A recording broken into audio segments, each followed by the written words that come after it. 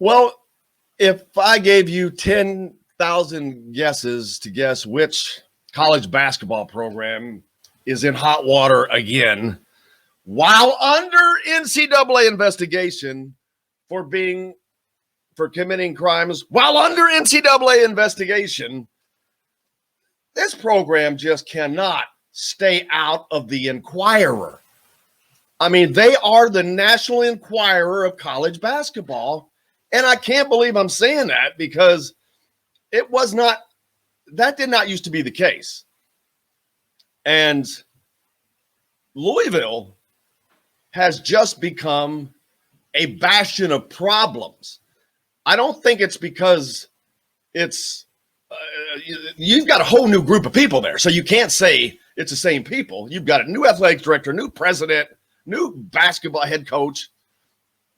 And yet they find themselves in this incredibly crazy situation again. You know, before you had Rick Pitino getting extorted from the chick that he had relations with in a restaurant that I used to frequent, that I was actually sitting in the night the story broke.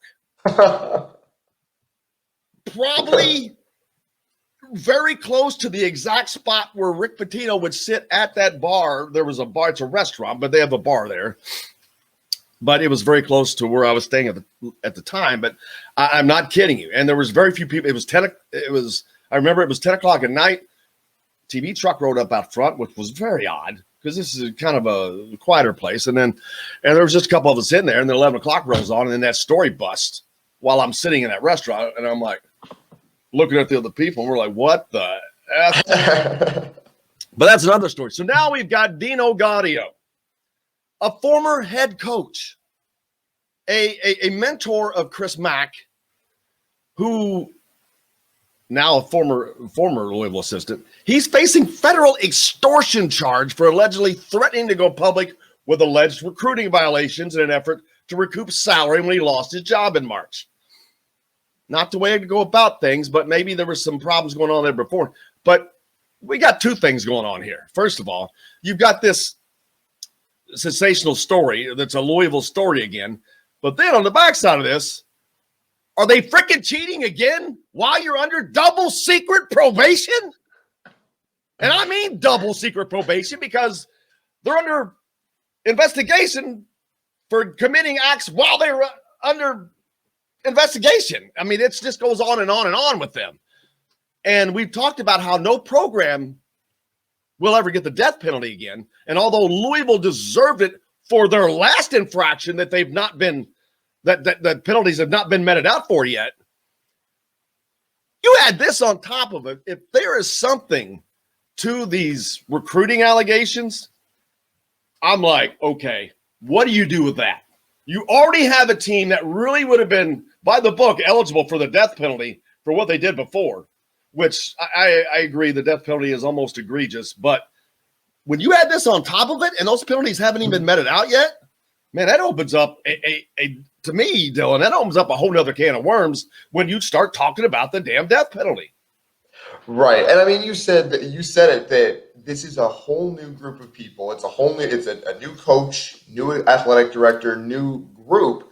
And yet it seems like and now we don't know because we don't know if the allegations that Gaudio was making were going to be true. But he did allege that they had some recruiting violations with managers putting together recruiting tapes and then having grad assistants at practice, which is also a no-no. So it was recruiting and in-program stuff. And so that stuff is relatively minor. But as you said, compounding that with everything that's happened before, especially with a new group of people, it's crazy to see that happen. And of course, it's not just the minor recruiting allegations. It's the fact that this coach basically said, a highly decorated coach who had coached Wake Forest and mentored Chris Mack, as you said, had basically said, if you don't pay me a certain amount of my salary, I'm going to go to whoever about this. And now he's being prosecuted for extortion charges. There had to be something, too, that I'm I haven't spoken to anyone. I haven't. I will reach out, but I have not reached out to any of my friends in the Louisville market. But I'm thinking, just comment. Okay, there's something going on here. When you have that kind of a relationship, then you have that kind of acrimonious ending where he's. It's just not a harmonious ending. So there was something going on, I'm thinking, prior to that, where he's making these demands, because that obviously caught him as a surprise.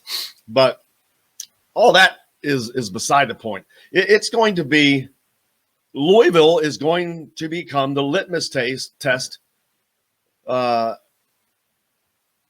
NCAA is like they're in like spin cycle anyway. They got so much going on. Muppet Mark Emmert up there dealing with name, image, likeness. What he just pulled his head out of the sand and dealing with that, which his head is sitting there spinning. He probably doesn't even know the University of Louisville exists.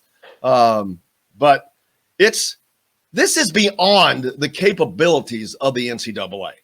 They've shown that time and time again that they can't handle this. But I don't know who can, to be honest with you. The schools aren't going to self-report this because they're doing everything they can to get away with it. I mean, it's like a NASCAR team. They're going to do everything they can to find a little bit of speed, whatever. They get caught, they get in trouble. But do you think people stop cheating? No. Basketball teams stop cheating? No. Chris asked, though, how clean are most colleges? How clean is IU? Well, I'll tell you this.